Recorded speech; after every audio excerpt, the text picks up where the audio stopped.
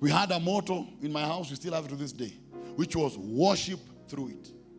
And every single thing, the one thing you should never lose is to worship. Kumbuka, praise you can pretend. Worship you cannot. Please remember that. Praise you can pretend. Because praise can be seen. Tunaona Mike akiruka hapa na iwe shangwe, and we think Mike is praising God. But worship can't be pretended. Because worship is spirit and truth. There's no lie in worship. There's no pretense in worship. Worship is the Lord looking at your heart, and the Lord finding the sacrifice that is flowing from your heart is worthy of a response. Are we talking?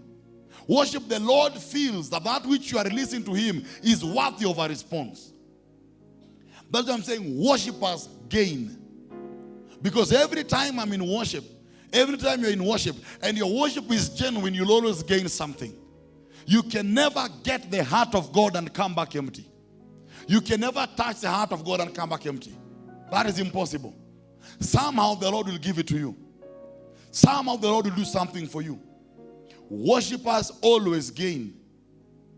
And if you find someone who worships, no matter how bad their life is, the worship will always give them an extra edge. Niwaambie siri. A true worshipper is not gloomy. A true worshipper hana mafuriko. Si mafuriko ni? O makasiriko. Mafuriko ni mvua. Flood. Oh. What is funny ni, watu wote wamekaa mbele, wameni-ignore.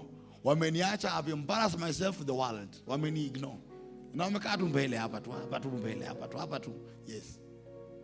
Hey, mimi nimeenda Kiswahili hapo hadi mafuriko. Wale mnajifanyanga hapa Kiswahili mingi na umeniacha. You don't have time.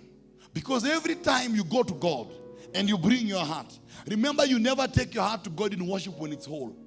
Every time you're in worship, your heart is broken because of something. And every time the Lord mends your heart because of something.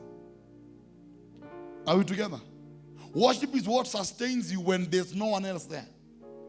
Because worship builds your trust with God. Praise does not build your trust. Worship builds your trust with God. Because in worship you begin to know God as a father, as a friend, as one who's there for you. And that is why every time you are confused, you lean on worship. Now when you go to worship and you assume worship is medicine, you are wrong. Because worship is because you know the heart of God. It is natural. It is the place you naturally long to be.